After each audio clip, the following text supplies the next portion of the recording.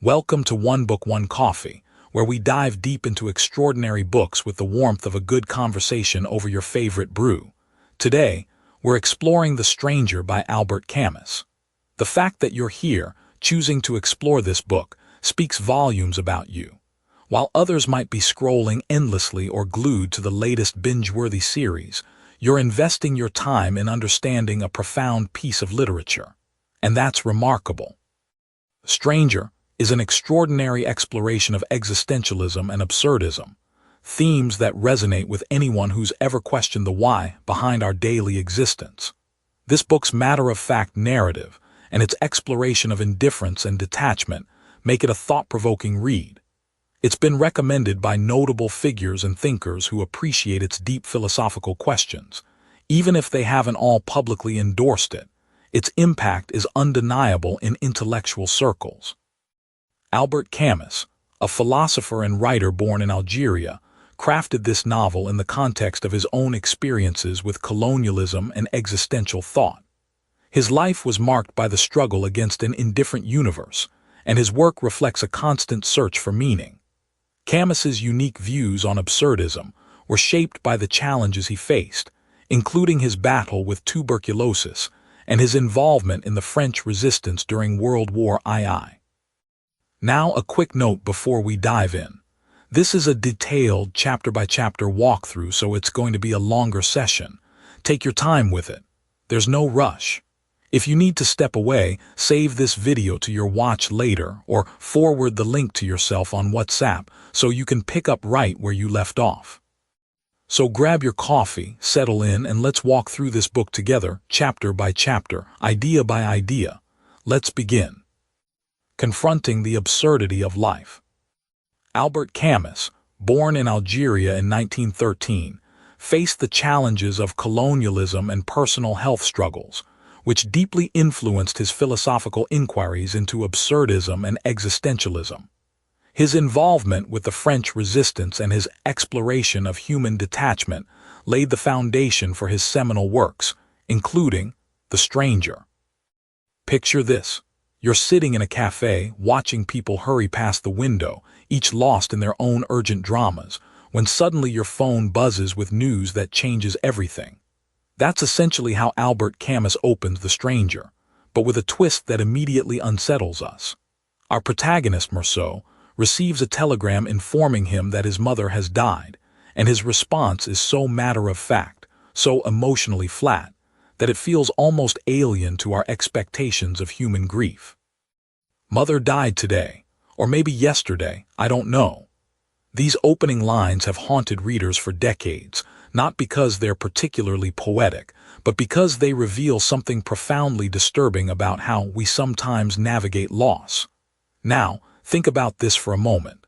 When was the last time you felt genuinely confused about whether you were supposed to feel something you simply didn't? Marceau isn't performing grief or suppressing it. He's genuinely uncertain about the appropriate emotional response, like someone who's forgotten the social script we're all supposed to follow. What makes this opening so powerful is how Camus uses Marceau's detachment to hold up a mirror to our own assumptions about authentic emotion. We live in a world where grief has become almost performative, where social media demands we document our feelings, where there's an unspoken timeline for how long mourning should last. But here's Marceau, completely outside that framework, and his indifference forces us to question whether our own emotional responses are genuine or simply what we've been conditioned to display. The funeral sequence itself reads like a fever dream of social obligation. Marceau sits through the vigil, observes the other mourners, notes the physical discomforts, the heat, the bright lights, his tired feet, with the same detached precision he might use to describe a bus route. He's present but not really there, participating in a ritual that feels entirely foreign to his inner experience. It's like watching someone go through the motions of a dance they've never learned, hitting the steps but missing the music entirely. Consider how this resonates with our modern experience of loss and ritual. How many of us have sat through funerals, weddings, or family gatherings feeling like outsiders to our own lives? That sense of going through motions while feeling fundamentally disconnected from the meaning everyone else seems to find so naturally. Meursault's experience isn't necessarily pathological. It might be more honest than we're comfortable admitting. He's showing us what it looks like when someone refuses to perform emotions they don't feel, even when society demands that performance. The other mourners at the funeral become almost grotesque in Meursault's observation. He notices their physical details, their clothes, their mannerisms, their tears, but seems unable to connect these external displays to any internal emotional reality. It's as if he's an anthropologist studying the rituals of an unfamiliar culture. This perspective transforms the familiar into the strange, making us see how odd our social conventions might appear to someone genuinely outside them. What's particularly striking is how Camus uses the physical environment to mirror Meursault's internal state. The oppressive heat, the glaring sun, the uncomfortable chairs, these aren't just atmospheric details. They're external manifestations of the protagonist's disconnection from the emotional landscape around him. While others are absorbed in grief, memory, and social connection, Meursault is trapped in the immediate physical reality of discomfort. It's like he's tuned to a different frequency than everyone else, picking up the static while they hear the music. This raises fascinating questions about authenticity in our own lives. How often do we find ourselves in situations where we're expected to feel certain ways, grateful at holiday gatherings, excited at celebrations, sad at funerals, but our actual experience doesn't match the script? Meursault's radical honesty, even if it appears cold, offers a kind of liberation from the exhausting work of emotional performance, but it also isolates him completely from human connection. The relationship between Meursault and his mother, revealed through fragments and implications rather than direct exposition, suggests a kind of emotional distance that predates her death. He's placed her in a nursing home, visits infrequently, and seems to view their relationship as a practical arrangement rather than an emotional bond. This isn't necessarily cruelty. It might be the most honest acknowledgement of how some family relationships actually function, stripped of the sentimentality we're supposed to feel. Think about how this connects to our contemporary struggles with family obligation and authentic connection. We live in an era where we're constantly told that family is everything, that blood is thicker than water, that we should cherish every moment with our loved ones. But what about those of us who don't feel that natural affection? What about relationships that are more duty than love, more habit than choice? Meursault's detachment might be uncomfortable to witness, but it's also remarkably honest about the reality of some human connections. The funeral procession itself becomes a study in social ritual and its disconnection from genuine feeling. Meursault walks behind his mother's coffin, observes the priest, the mourners, the cemetery workers, but seems unable to locate himself within the narrative of grief and remembrance that's supposed to be unfolding. He's like someone watching a movie of his own life, present but not participating in any meaningful emotional sense. This emotional numbness that Camus presents isn't depression in the clinical sense. It's something more fundamental, a kind of existential disconnection from the meanings and values that typically organize human experience. Meursault isn't sad about not feeling sad. He's simply reporting his experience with the same neutral precision he might use to describe the weather. This matter-of-factness is what makes his character so unsettling and, paradoxically, so compelling. As we move deeper into The Stranger, this opening chapter establishes the lens through which we'll view everything that follows. Meursault's emotional detachment isn't a character flaw to be overcome or a mystery to be solved. It's a way of being in the world that challenges our fundamental assumptions about human nature, social connection, and the meaning we're supposed to find in our experiences. Camus is asking us to consider what happens when someone simply opts out of the emotional and social contracts that bind the rest of us together, and whether that opting out reveals something profound about the arbitrary nature of those contracts themselves. So here we are, settling back into our coffee and turning to what might be one of the most unsettling chapters in all of literature. We've just witnessed Meursault at his mother's funeral, and now we're about to see something that will make you question everything you think you know about grief, about how we're supposed to feel, and about what it means to be human in this strange world we all inhabit.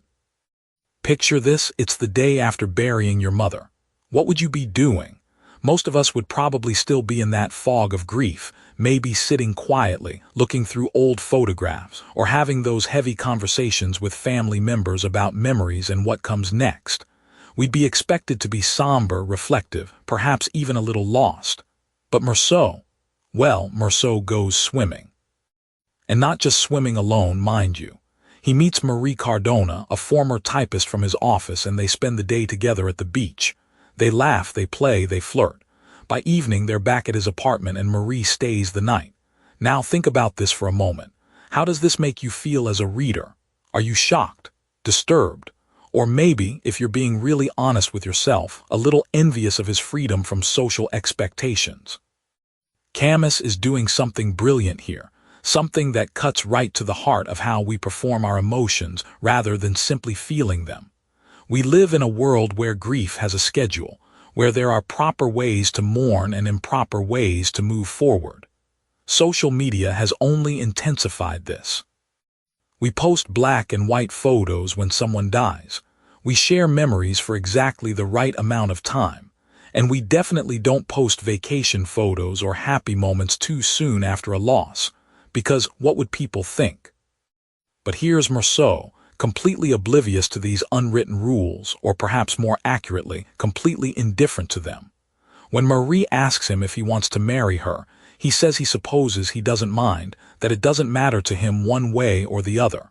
When she asks if he loves her, he tells her probably not, but that doesn't seem to matter either. These responses would be devastating in real life, wouldn't they? Yet there's something almost refreshing about his honesty, his refusal to dress up his feelings in the pretty packaging that society demands. Think about your own relationships for a moment. How often do we say what we think we're supposed to say rather than what we actually feel? How many times have you found yourself going through the motions of romance, of friendship, of family obligation, because that's what's expected rather than what feels authentic? Meursault strips away all of that performance, all of that social theater, and what we're left with is raw, unfiltered human existence. The genius of this chapter lies in how Camus shows us the return to normalcy. Meursault goes back to work. He has lunch with his colleague Emmanuel. He watches people from his balcony in the evening. Life, as they say, goes on.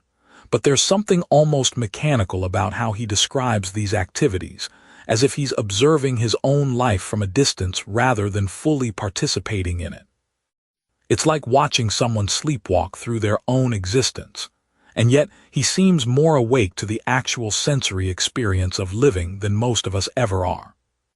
Notice how Meursault pays attention to the physical world around him. The salt on his skin after swimming, the way the sun feels on his face, the texture of Marie's hair.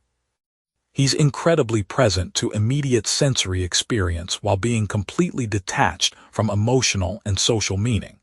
It's as if he's living in a different dimension of reality than the rest of us, one where the feeling of warm sand matters more than the weight of grief, where physical pleasure matters more than social propriety. This brings us to something fascinating about modern life. We're constantly being told to be mindful, to be present, to live in the moment. There are meditation apps and mindfulness courses, and entire industries built around teaching us how to experience life more directly. Yet when Camus shows us a character who actually does this, who lives entirely in the immediate present without the burden of social expectations or emotional performance, we find it deeply disturbing. Why is that? Maybe it's because Meursault's presence isn't the Instagram-worthy, sunset-gazing, gratitude journaling kind of mindfulness we've been sold. His presence is indifferent, almost alien. He experiences pleasure and discomfort with equal detachment. He doesn't find meaning in the moment. He simply exists within it. This is mindfulness without the spiritual packaging, presence without purpose, And it's terrifying because it suggests that all our searching for meaning might be just elaborate ways of avoiding the simple, stark reality of existence. The relationship with Marie becomes a perfect lens through which to examine this. In our culture, we've romanticized love to an almost impossible degree. We expect passion, commitment, growth, shared dreams, emotional intimacy. We want love to complete us, to give our lives meaning, to be the answer to our deepest questions about existence. But what if love is just two people enjoying each other's company for a while? What if it doesn't have to carry the weight of all our hopes and fears about life itself? Meursault's approach to Marie is almost like a thought experiment in what relationships might look like stripped of all romantic ideology. He enjoys her company, he finds her attractive, he's honest about his limitations. There's no pretense, no game playing, no elaborate courtship rituals. It's relationship as pure experience rather than relationship as life project. And while it might seem cold to us, there's also something incredibly honest about it. As this chapter unfolds, we begin to see the world through Meursault's eyes, and it's a world where the everyday rhythms of life continue regardless of major events like death or new relationships. The sun still rises, people still go to work, the streets still fill with the ordinary business of living. There's something both comforting and unsettling about this perspective. Comforting because it suggests that life is resilient, that we can survive even the most significant losses. Unsettling because it implies that perhaps nothing we do matters quite as much as we think it does. This is the existential heart of Camus's vision, and it's more relevant today than ever. In our age of constant connectivity and social media performance, where every emotion is documented and every experience is shared, Meursault offers us a glimpse of what it might look like to simply exist without the exhausting work of constantly creating meaning and significance from every moment of our lives. As we move forward in our exploration of the stranger, keep this chapter in mind. It establishes the rhythm of Meursault's existence and sets up the philosophical questions that will drive the rest of the novel. What does it mean to live authentically? Can we find freedom in indifference? And perhaps most importantly, what happens when someone refuses to play by society's unwritten rules about how to be human? Picture this. You're settling into your favorite coffee shop, steam rising from your mug, and someone slides into the seat across from you with a story that makes you lean forward despite yourself. That's exactly what happens in Chapter 3 of The Stranger, where Albert Camus introduces us to one of literature's most unsettling dynamics through the character of Raymond, Meursault's neighbor who's about to drag our passive protagonist into a web of violence and manipulation. Now think about this for a moment. We've all had that neighbor, haven't we? The one who seems a little too eager to share their personal drama, who has an uncanny ability to draw you into situations you'd rather avoid. Raymond is that neighbor amplified to an almost grotesque degree, and watching Meursault's response to him is like watching someone slowly walk toward a cliff while we shout warnings they can't seem to hear. Raymond knocks on Meursault's door one evening, and what unfolds is a masterclass in how people can manipulate others through a combination of false intimacy and carefully constructed vulnerability. He invites Meursault over for dinner, plies him with black pudding and wine, and then launches into his sob story about his girlfriend.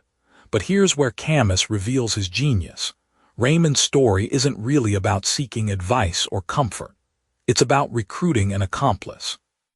The girlfriend in question, an Arab woman whose name we never even learn, has allegedly been unfaithful to Raymond. He's already beaten her for this supposed transgression, but now he wants to humiliate her further by writing a letter that will lure her back so he can reject her and have her beaten again by the police. It's a plan so cruel and calculated that it takes your breath away. And what does Meursault do? He agrees to write the letter. Think about the psychology at work here. Raymond doesn't ask Meursault to participate in violence directly. Instead, he frames the request as a simple favor between neighbors, almost like asking someone to water your plants while you're away. This is manipulation 101, and we see it everywhere in our modern world. Consider how social media algorithms work by gradually exposing us to more extreme content, each step seeming reasonable compared to the last. Or think about how toxic relationships often develop through small compromises that seem harmless individually, but create a pattern of complicity over time. What's particularly chilling about this scene is Meursault's complete emotional detachment from the moral implications of what he's being asked to do. When Raymond describes beating his girlfriend, Meursault observes that Raymond seemed quite reasonable and that his explanation wasn't implausible. It's like watching someone evaluate a weather report rather than a confession of domestic violence. This isn't the response of someone who's inherently cruel. It's the response of someone who has become so disconnected from his own moral compass that he can't recognize when he's being asked to cross fundamental ethical lines. Camus is showing us something profound here about how ordinary people become complicit in evil. It rarely happens through dramatic moments of choice between good and evil. Instead, it happens through a series of small surrenders, each one seeming insignificant in isolation. Meursault doesn't wake up one morning and decide to become an accessory to abuse. He simply fails to say no when saying yes seems easier, when the request is framed as reasonable, when refusing might require him to take a moral stand that would disturb his preferred state of passive drift. The letter itself becomes a weapon, and Meursault crafts it with the same detached precision he might use to write a grocery list. He doesn't question the purpose or consider the consequences for the woman who will receive it. In our digital age, this resonates powerfully. How many of us have shared information, forwarded messages, or participated in online pylons without fully considering the human cost?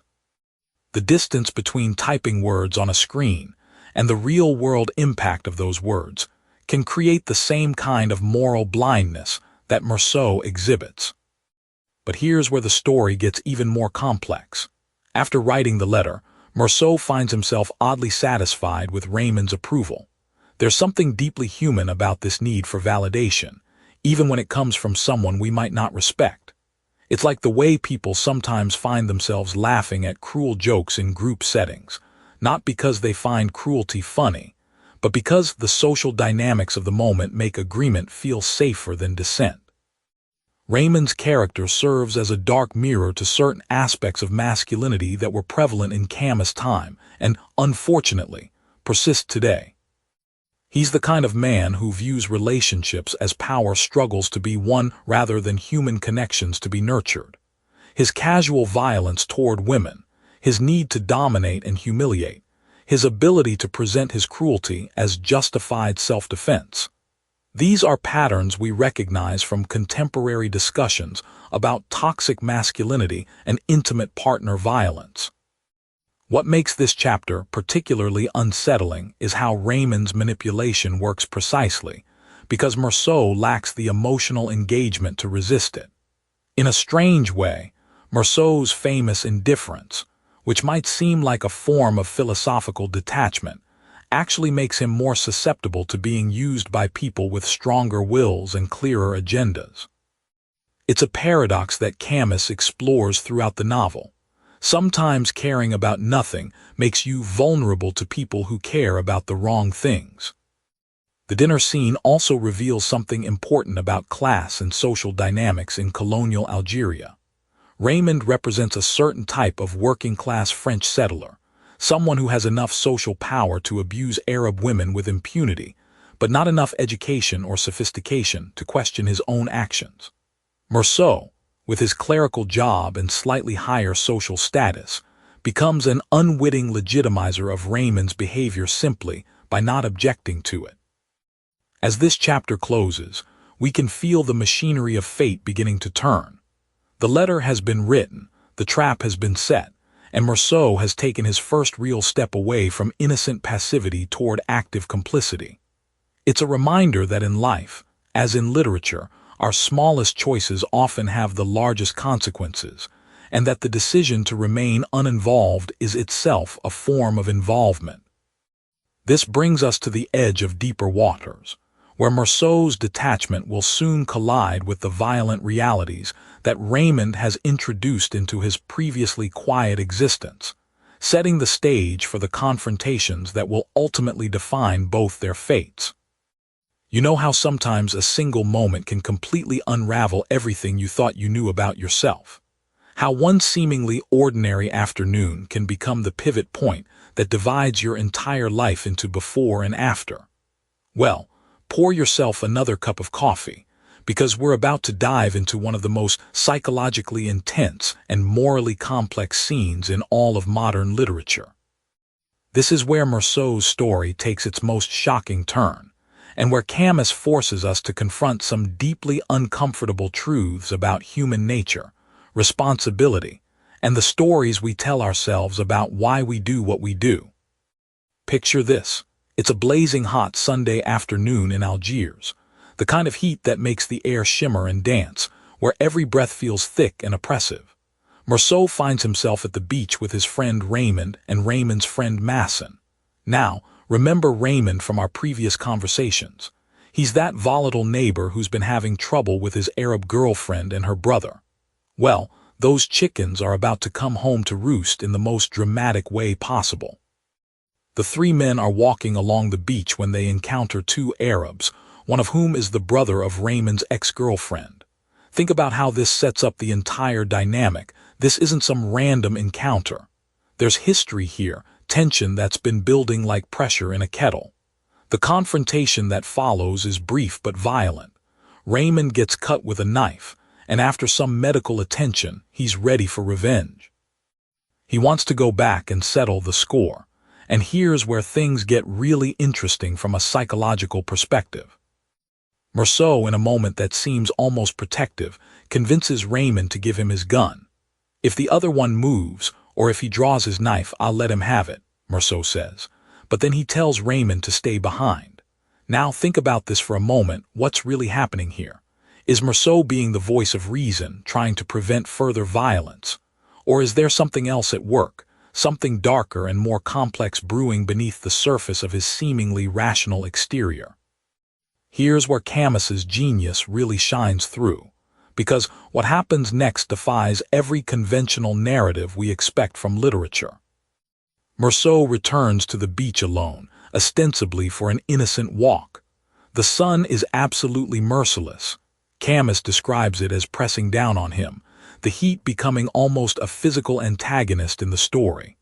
And there, by a small spring of fresh water, he encounters one of the Arabs again, the same one who had fought with Raymond. Now, here's what's so psychologically fascinating about this moment. There's no clear threat. The Arab is lying in the shade, seemingly peaceful. He's not advancing aggressively. He's not brandishing a weapon.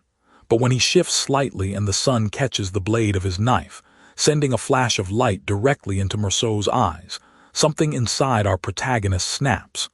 And this is where we need to pause and really examine what Camus is showing us about the human condition.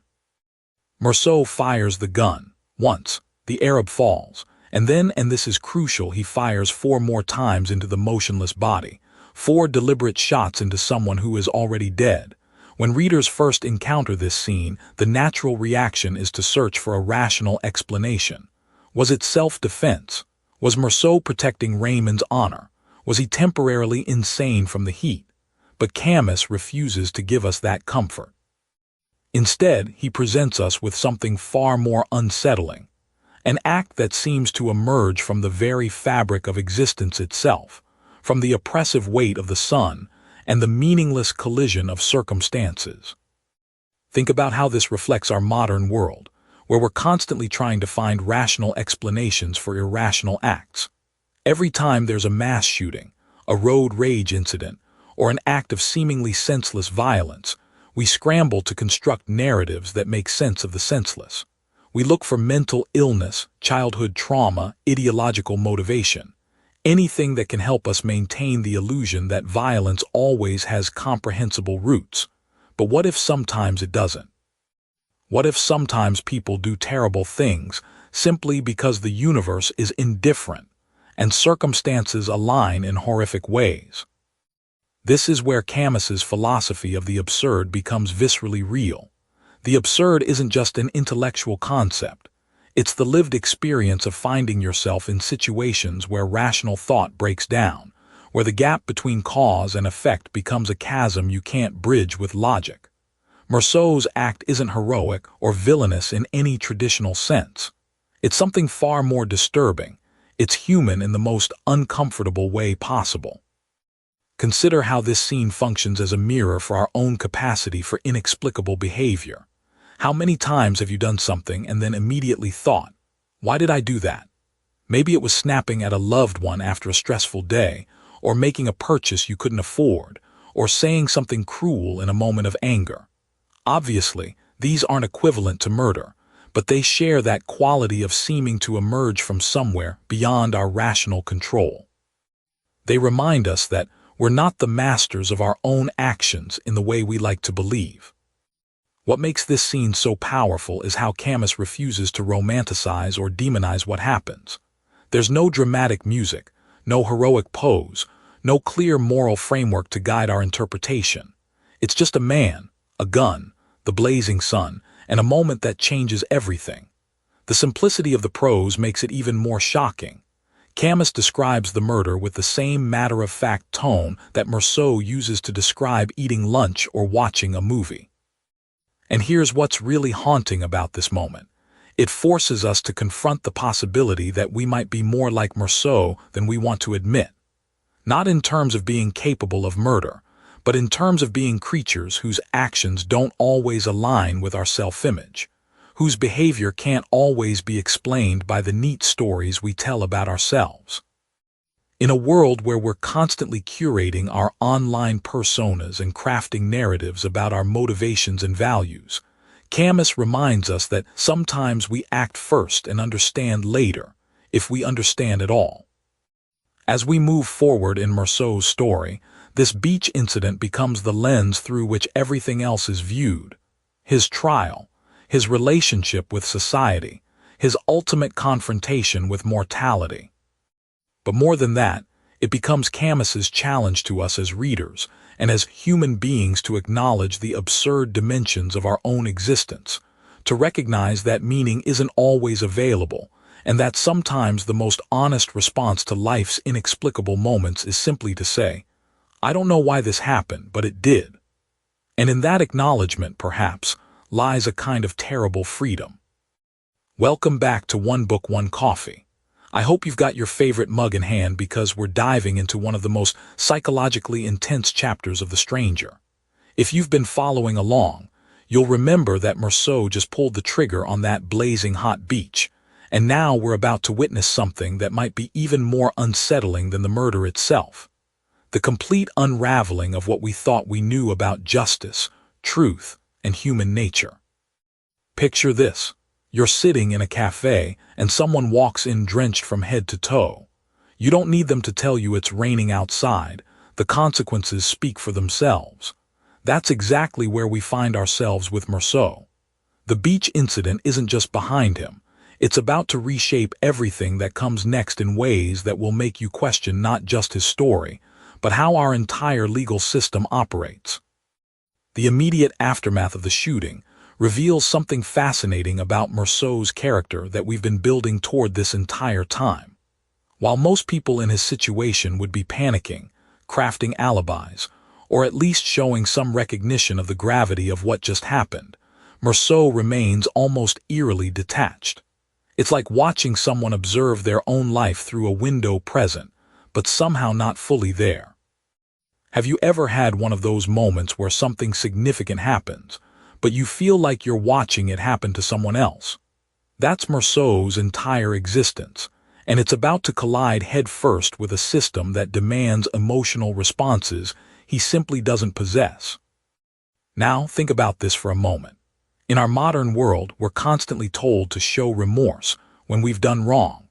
Politicians apologize on television, celebrities issue carefully crafted statements, and even children learn early that saying sorry is expected.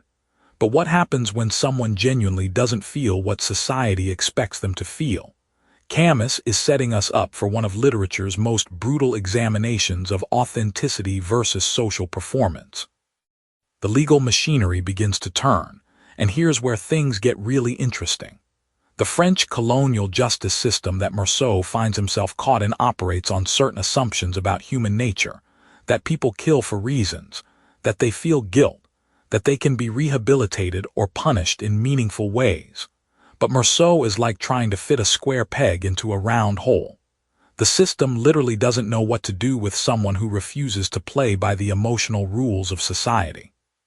Consider how this plays out in our own time. We live in an era of true crime podcasts and courtroom dramas where we've become amateur psychologists, always trying to understand the why behind someone's actions. We want the killer to have been abused as a child, or driven by jealousy, or motivated by greed, anything that helps us make sense of senseless acts. Meursault offers us none of these comfortable explanations. He killed a man because the sun was hot and the light was blinding. That's it. No deeper meaning, no tragic backstory, no moment of passionate rage we can understand and categorize. The investigating magistrate who questions Meursault becomes a fascinating character in his own right. Picture a man whose entire career has been built on the assumption that people are fundamentally understandable, that there's always a story that makes sense if you dig deep enough. Now imagine him sitting across from someone who shatters that worldview simply by being honest. The magistrate tries everything. He appeals to Meursault's sense of guilt, his fear of punishment, even his belief in God. It's like watching someone try to have a conversation with a person who speaks a completely different emotional language. This disconnect becomes even more pronounced when we consider how Meursault's past begins to be examined. His relationship with his mother, his affair with Marie, his friendship with Raymond. All of these relationships are suddenly viewed through the lens of the murder. But here's what's so unsettling. The murder doesn't really change anything about who Meursault has always been. He was emotionally detached before he killed the Arab man, and he remains emotionally detached afterward. The violence didn't transform him because, in his mind, it wasn't transformative. It was simply something that happened. Think about how we typically understand cause and effect in human behavior. We expect trauma to create lasting change, significant events to mark before and after moments in someone's life. But Meursault challenges this entire framework. What if some people simply exist in a state of perpetual present, where even the most dramatic events don't create the psychological reverberations we expect? It's a terrifying thought, because it suggests that some aspects of human experience might be fundamentally unknowable and uncontrollable. The social consequences begin to ripple outward as well. Marie, who has been planning a future with Meursault, suddenly finds herself connected to a murderer.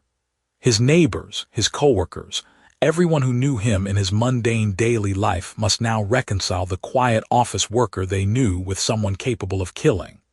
It's like discovering that the person sitting next to you on the bus every morning has been living an entirely different reality than the one you assumed you shared. What makes this even more relevant today is how quickly public opinion can shift in our digital age. We've all seen how someone can go from unknown to infamous overnight, how a single act can define an entire life in the public imagination. But Meursault's case is different because he refuses to offer the narrative that would make his transformation comprehensible.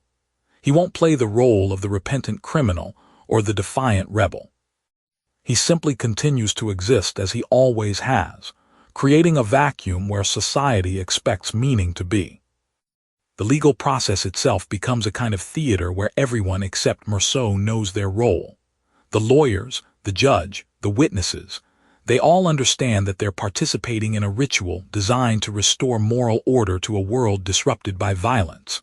But the person at the center of it all remains stubbornly outside this performance, neither asking for forgiveness nor rejecting the system's authority. He's simply there, like a stone in a stream that water flows around but cannot move. As we watch these consequences unfold, Camus is preparing us for something even more profound. The beach incident was just the catalyst. What we're really about to witness is a collision between individual authenticity and social expectation, so complete that it will force us to question everything we think we know about justice, meaning, and what it means to be human. So settle in with that coffee, because we're about to enter territory that will stay with you long after you've finished the last page. So here we are, settling into what might be the most unsettling part of our journey through Camus's masterpiece. You've got your coffee, I've got mine, and we're about to dive into something that's going to make us both a little uncomfortable. But that's exactly where Camus wants us to be. Picture this. You're sitting in a sterile room, fluorescent lights humming overhead, and everyone around you is talking about you as if you're not even there. They're dissecting your life, your choices, your very essence, but somehow none of it feels like it's actually about you. That's exactly where Meursault finds himself, as the legal machinery begins to grind into motion around him. Now, think about this for a moment. How many times in your own life have you felt like people were judging you based on a version of yourself that exists only in their minds? Maybe it was a job interview where they seemed more interested in whether you fit their preconceived notion of the ideal candidate than in who you actually are. Or perhaps a family gathering where relatives who barely know you anymore feel entitled to comment on your life choices. Meursault's experience in these trial preparations is like that feeling amplified to an almost absurd degree. The fascinating thing about this section is how Camus shows us that the legal system, which we like to think of as this beacon of objectivity and justice, is actually just another theater where we perform our humanity. Meursault's lawyer isn't really interested in understanding what happened on that beach. He's interested in crafting a narrative that will resonate with 12 strangers who will ultimately decide Meursault's fate. It's like being an actor in a play you never auditioned for, reading lines you didn't write, for an audience that's already made up their minds about the kind of person you are. What strikes me most powerfully about these preparations is how they reveal the fundamental disconnect between how we experience our own lives and how society expects us to package those experiences for public consumption. Meursault lived through his mother's death, his relationship with Marie, that fateful encounter on the beach, as a series of present moments, each one authentic in its own way. But now he's being asked to transform those lived experiences into something that makes sense within society's moral framework. Think about how we do this in our own lives every day. When someone asks you why you chose your career, or why you ended a relationship, or why you moved to a new city, you probably don't say, "Well, it was a Tuesday, the sun was shining in a particular way, and something inside me just felt right about it."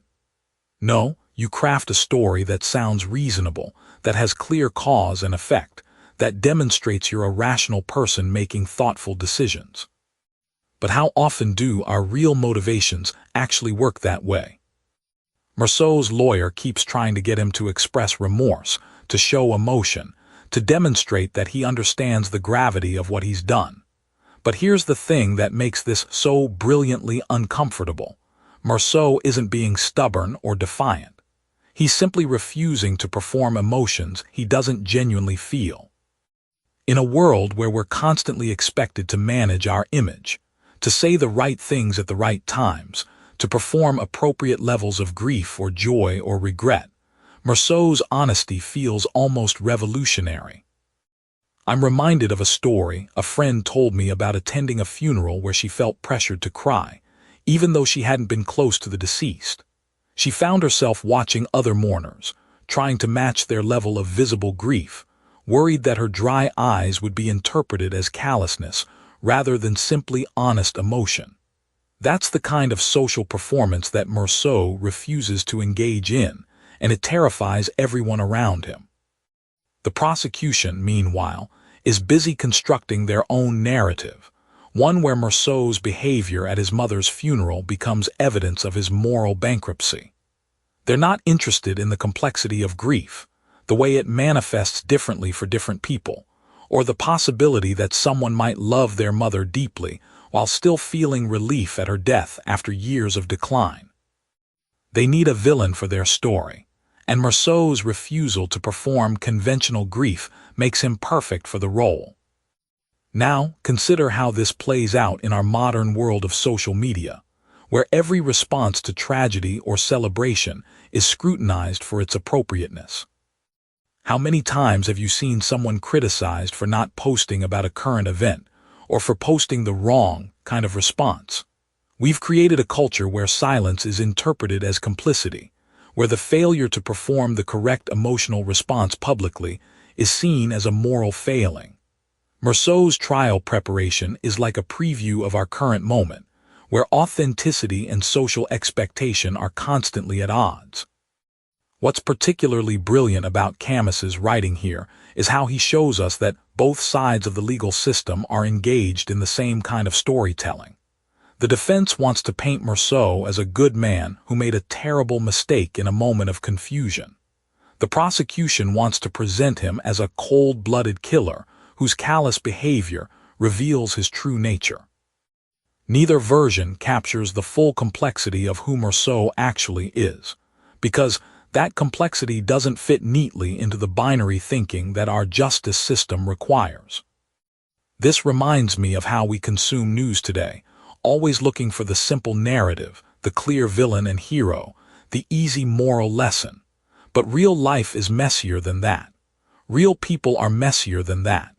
Marceau's crime doesn't fit into a neat category, just as his character doesn't conform to our expectations of how a murderer should think and feel. As we watch these trial preparations unfold, we're forced to confront some uncomfortable questions about judgment and authenticity. Are we more disturbed by Marceau's crime, or by his refusal to feel bad about it in the way we think he should? What does it say about our society that we're more comfortable with performed remorse than with honest indifference? The genius of this section lies in how it holds up a mirror to our own complicity in these systems of judgment. We want Marceau to show remorse not necessarily because it would indicate genuine moral growth, but because it would make us more comfortable with the idea that justice is being served. His authenticity becomes a kind of accusation against all the ways we've learned to perform our humanity rather than simply live it. And so, as we prepare to move deeper into the trial itself, we're left with this unsettling realization that the courtroom isn't really seeking truth or justice in any absolute sense. It's seeking a performance that will allow everyone involved to maintain their faith in the systems and stories that hold our society together. The question becomes, what happens when someone refuses to give that performance? What happens when authenticity and social harmony collide? These are the questions that will haunt us as we move forward, questions that feel as relevant today as they did when Camus first posed them over 70 years ago. Picture this. You're sitting in a courtroom, watching what should be a straightforward murder trial, but instead of hearing about the crime itself, you're listening to a parade of witnesses discuss whether the defendant cried at his mother's funeral, how he drinks his coffee, and whether he's the kind of man who goes to comedy movies the day after a death in the family. Welcome to one of the most unsettling courtroom scenes in all of literature, where Camus shows us just how absurd our justice system can become when it stops judging action and starts judging souls. In this pivotal chapter of The Stranger, Marceau finds himself trapped in a legal theater that has almost nothing to do with the actual crime he committed. Now, think about this for a moment. He shot and killed an Arab man on a beach in Algeria. That's the fact. That's what happened. But as we watch this trial unfold, we realize that the court isn't really interested in understanding why he pulled that trigger or what led to that moment of violence.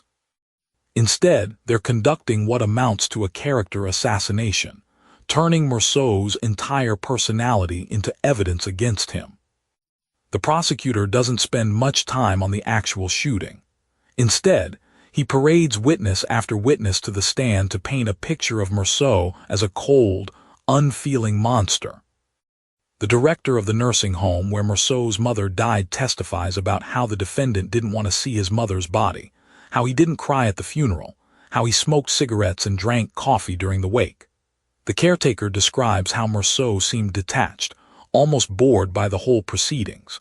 Marie, his girlfriend, is forced to admit that yes, they went to see a comedy film the day after the funeral, and yes, they began an intimate relationship shortly after his mother's death.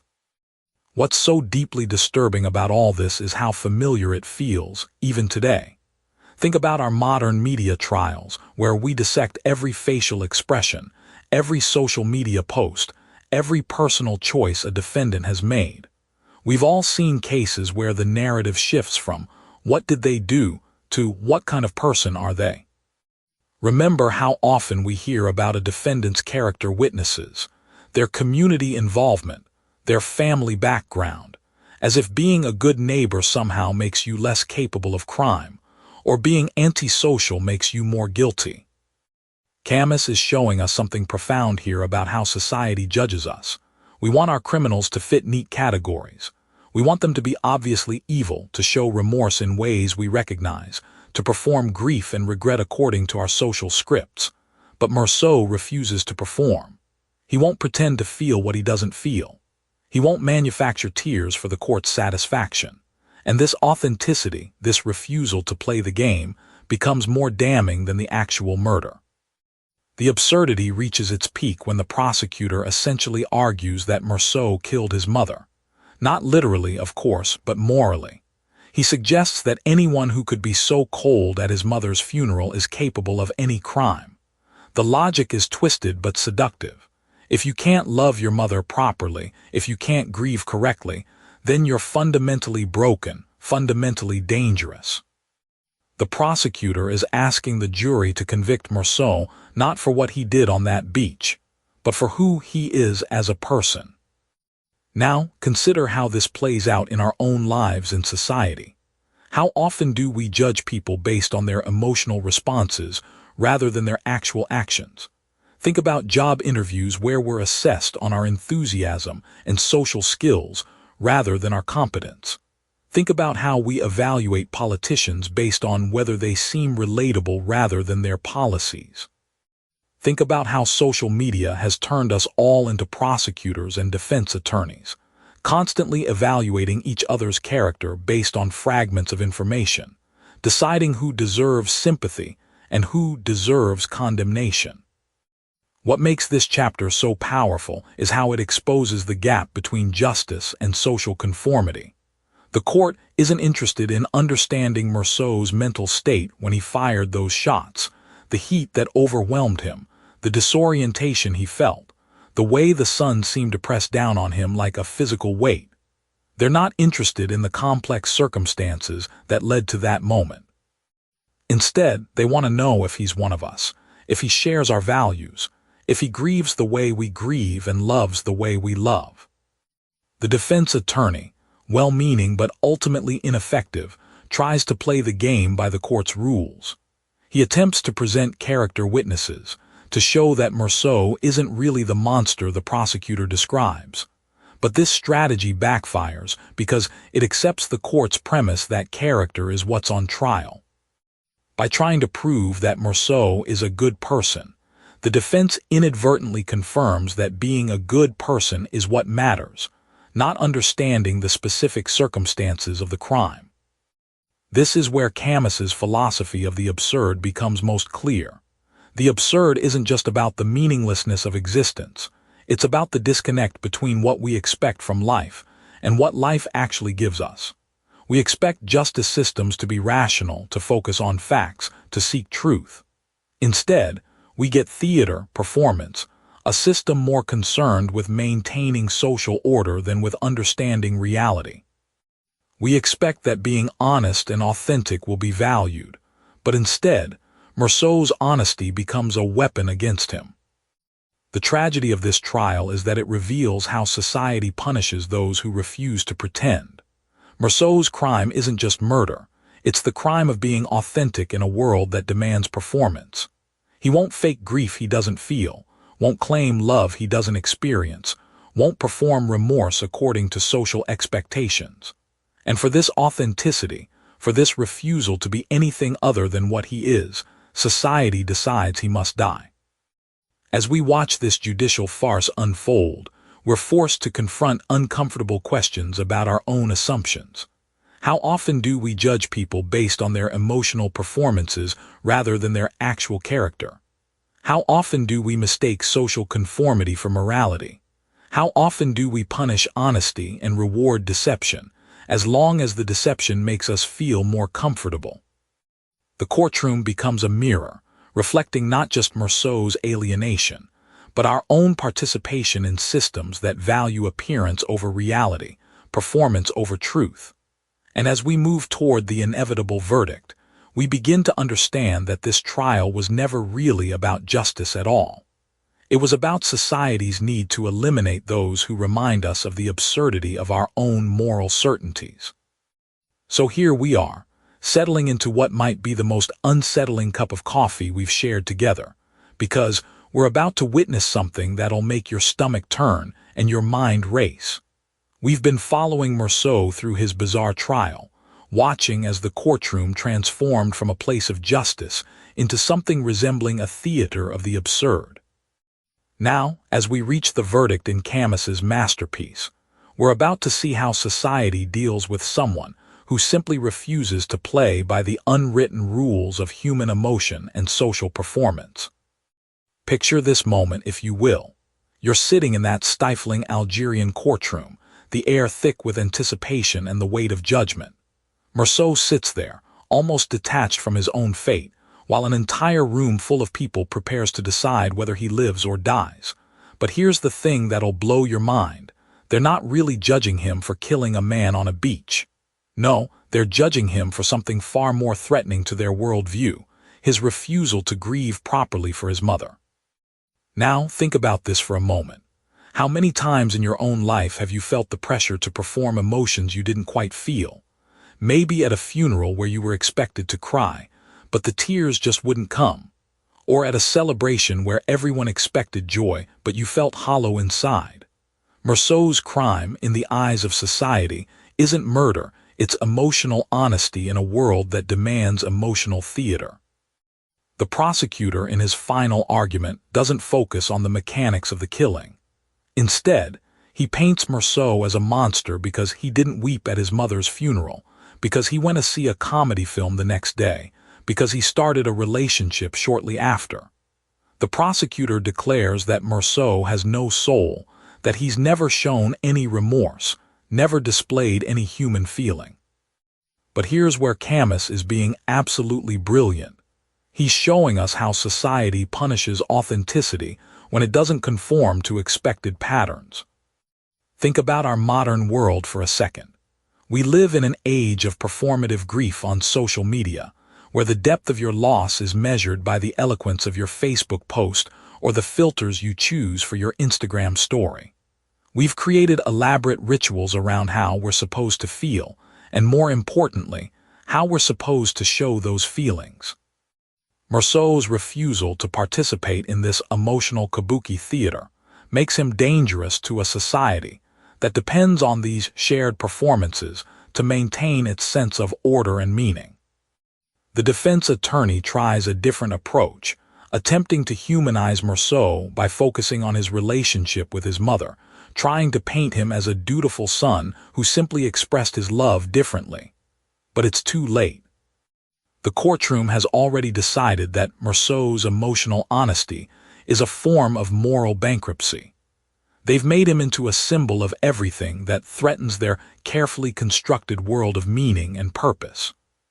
When the verdict comes down death by guillotine, Meursault receives it with the same flat affect he's maintained throughout the trial. The crowd erupts with what Camus describes as a mixture of hatred and satisfaction. They've successfully eliminated the threat that Meursault represented, not the threat of a killer, but the threat of someone who refuses to pretend that life has inherent meaning or that our social rituals have cosmic significance. Here's where this gets really chilling and relevant to our current moment. Consider how we treat people today who don't respond to tragedy or joy in the expected ways. Think about how quickly we judge someone's character based on their emotional responses to public events. Remember how, after national tragedies, we scrutinize public figures for the appropriateness of their grief, the timing of their statements, the depth of their apparent sorrow.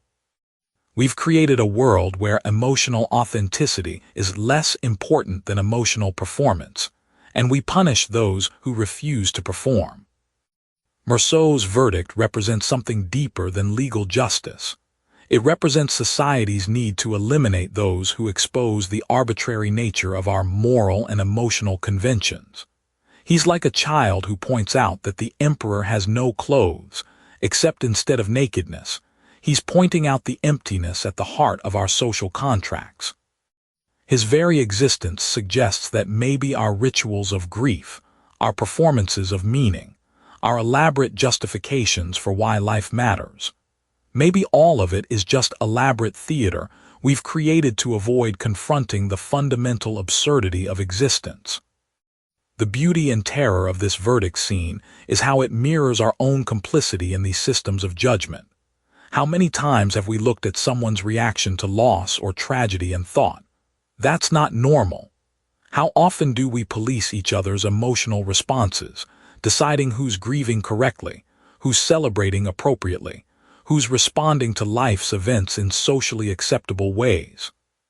Camus is holding up a mirror here, showing us that our justice systems, our social norms, our moral frameworks are often more concerned with maintaining the illusion of meaning than with actual truth or justice. Meursault isn't executed for murder. He's executed for refusing to lie about finding meaning where he sees none, for declining to perform emotions he doesn't feel, for being honest about the absurdity of existence in a world that desperately needs to believe in its own importance. As we watch this verdict unfold, we're forced to confront an uncomfortable question. In a world where authenticity is often punished and performance is rewarded, what does it mean to live honestly? Meursault pays the ultimate price for his refusal to compromise his inner truth. But in doing so, he exposes the violence inherent in our demands for conformity to emotional and moral scripts that may themselves be meaningless. The verdict scene crystallizes everything Camus has been building toward, the recognition that society will go to extraordinary lengths to preserve its illusions, even if it means destroying those who threaten to expose them. And that brings us to our final moments with Meursault, where he'll face his fate with the same unflinching honesty that got him into this predicament in the first place. But that's a conversation for our next cup of coffee, where we'll explore what it means to find freedom even in the face of society's ultimate punishment. Picture this. You're sitting in a small, confined space with nothing but time to think. No distractions, no endless scroll of social media, no Netflix to binge. Just you and your thoughts. This is where we find Meursault in Chapter 9 of The Stranger, and what happens in this prison cell might just be the most profound transformation in all of literature. When we last left our protagonist, he'd been sentenced to death for killing a man on a beach in Algeria. But here's where Camus does something extraordinary. Instead of dwelling on the horror of awaiting execution, he takes us deep into the mind of a man who's finally, perhaps for the first time in his life, being forced to truly examine what it means to be alive. Meursault's imprisonment becomes a crucible of self-discovery, and isn't that exactly what we all need sometimes? Think about the last time you were truly alone with your thoughts. Maybe it was during a long flight without Wi-Fi, or perhaps during a power outage when all your devices died. Remember that initial panic, followed by something else. That's what Meursault experiences, but amplified 1,000-fold. In his cell, Meursault begins to understand something that most of us spend our entire lives avoiding: the absurdity of human existence. Now, before you think this sounds depressing, stay with me, because what Camus is showing us through Meursault's prison reflections is actually incredibly liberating. When you strip away all the pretenses, all the social expectations, all the things we tell ourselves matter, what's left is pure existence. And there's something beautiful about that. Meursault starts to notice things he never paid attention to before: the way light moves across his cell wall, the sounds of other prisoners, the rhythm of his own breathing. It's like he's discovering the world for the first time, which in many ways he is. This reminds me of people who have told me about their experiences in meditation retreats or even during periods of illness when they were bedridden. Suddenly, the smallest details become profound. But here's where it gets really interesting. Marceau begins to reject the idea that his life needs to have some grand meaning or purpose to be valuable. The chaplain visits him, trying to get him to find God, to repent, to give his life meaning through religion. And Marceau's response is fascinating. He doesn't become angry or bitter.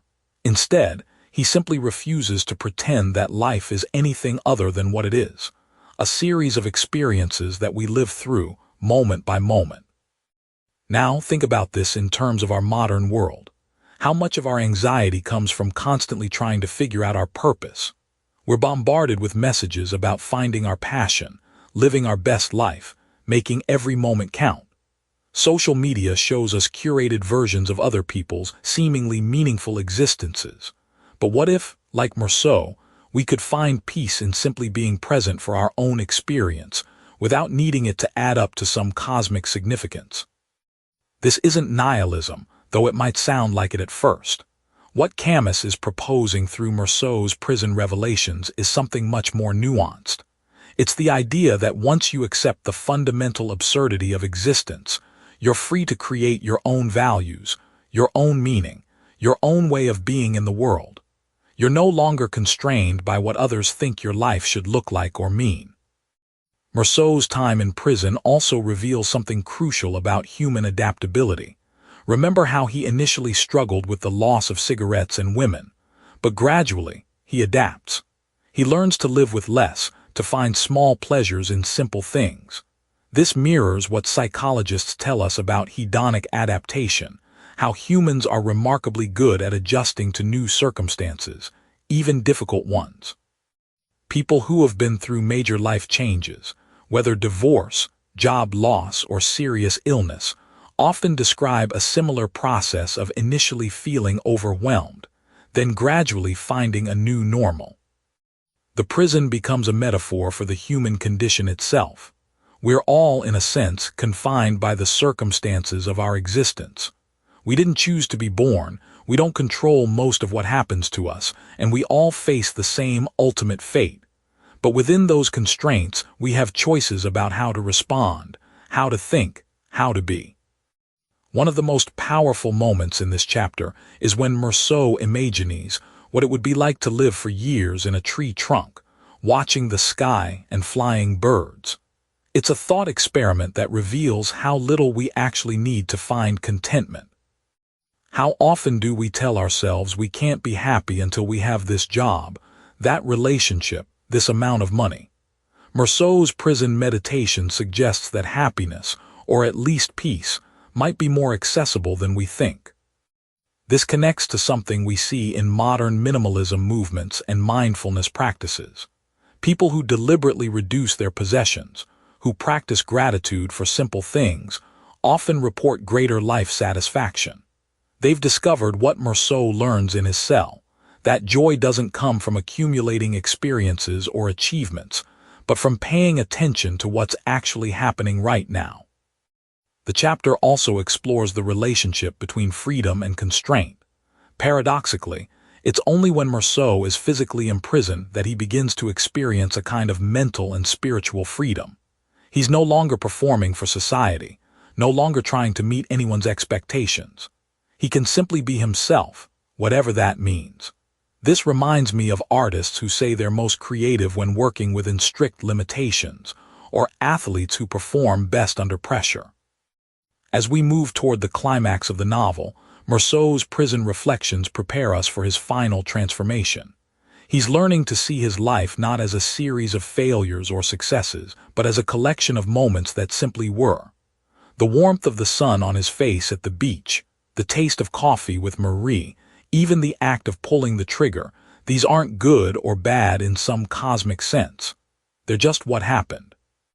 This perspective offers us a different way of looking at our own lives. Instead of constantly judging our experiences, categorizing them as victories or defeats, what if we could see them more like Marceau does in his cell, as simply the contents of a life being lived? There's something deeply peaceful about this approach, something that might help us worry less about whether we're living correctly and focus more on the actual experience of being alive. The prison chapter sets up the novel's stunning conclusion, where Meursault will finally achieve a kind of clarity that most people never reach. But that's a story for our next conversation over coffee. Welcome back, friend. Pour yourself that second cup of coffee because we're about to dive into one of the most profound and unsettling conclusions in all of literature. We've been walking alongside Meursault through his strange, detached journey, and now we arrive at the final moments before his execution, where something extraordinary happens. In this last chapter, Camus gives us what might be the most honest confrontation with mortality ever written. And trust me, it's going to make you think about your own life in ways you never expected. Picture this scene with me.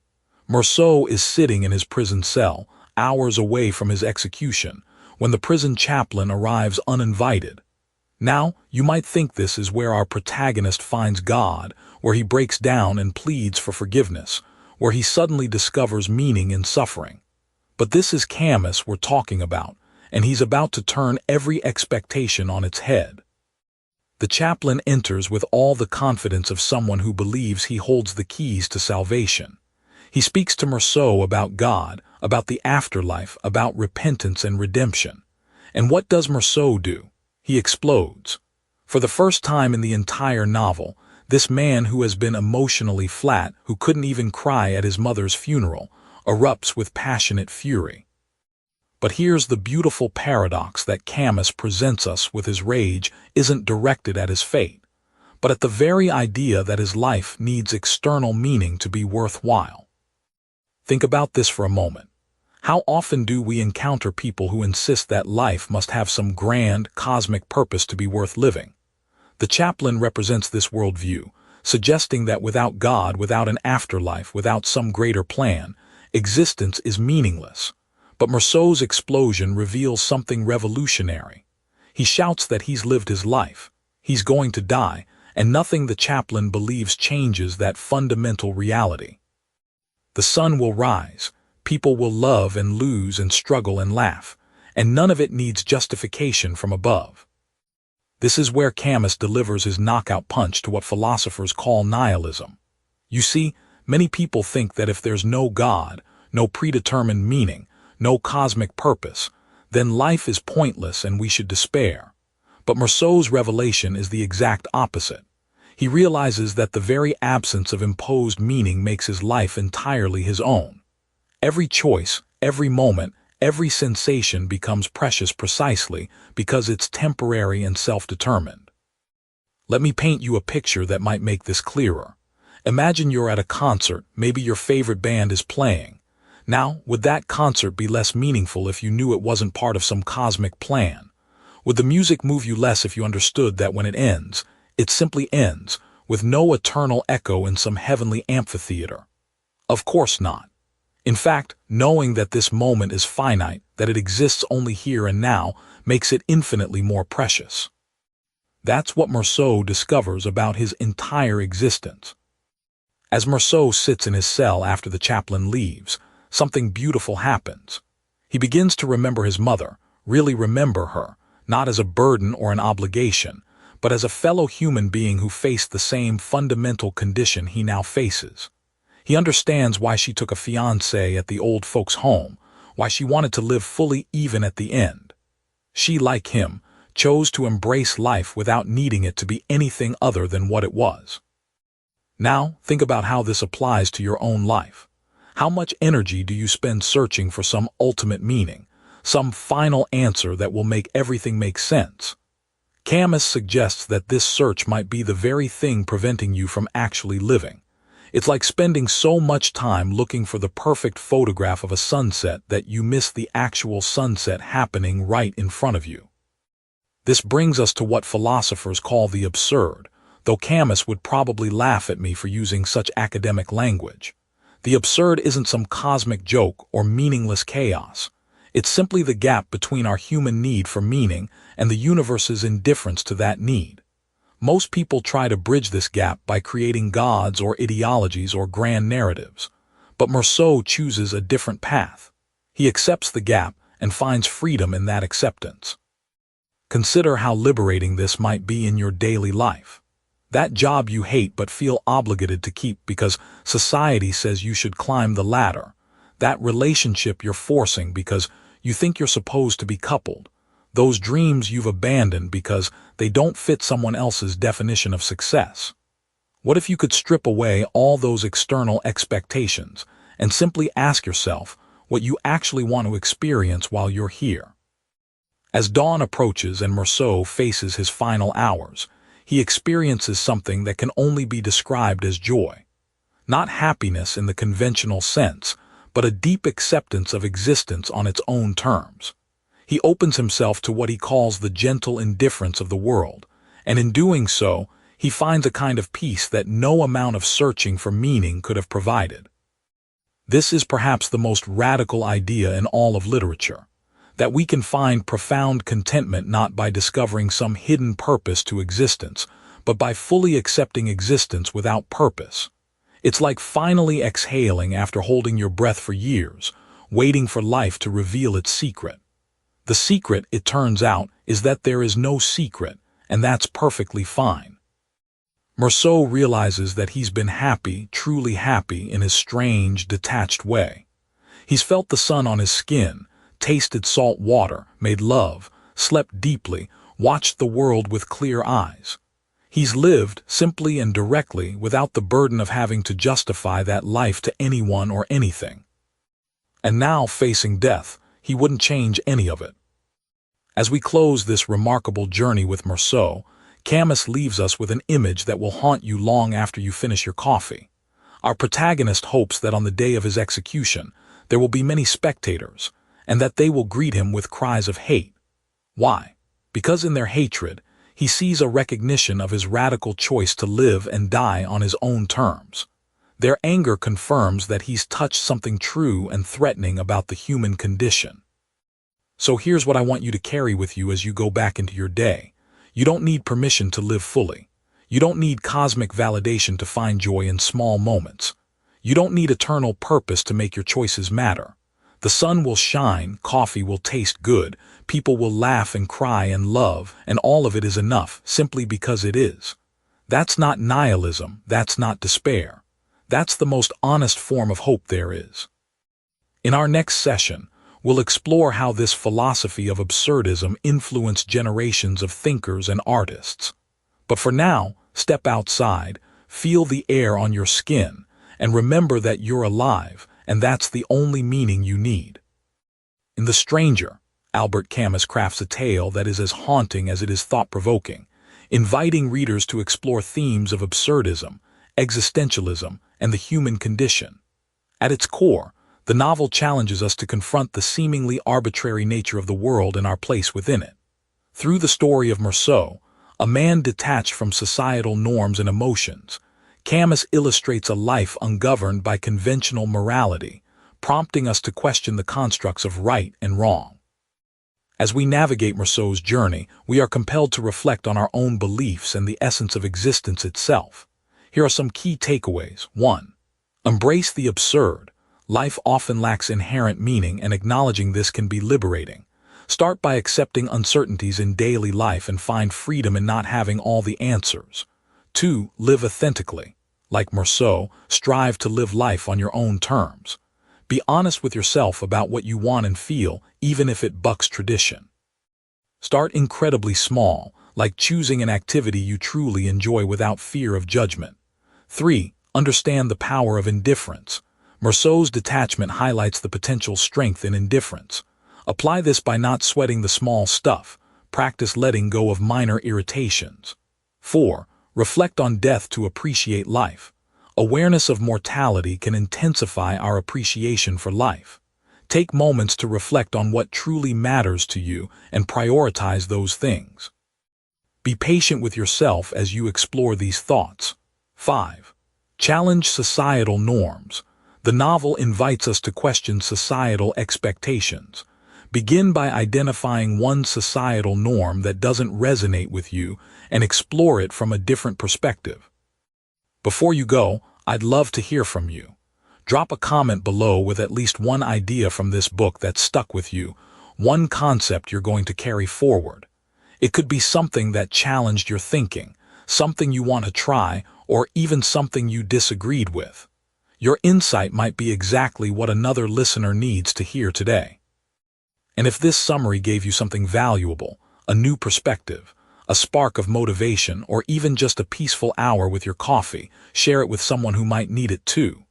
Subscribe to One Book, One Coffee and hit that bell icon so you never miss a new summary. Every week, we sit down together with one great book, one warm cup of coffee, and the simple belief that wisdom, shared well, can change lives.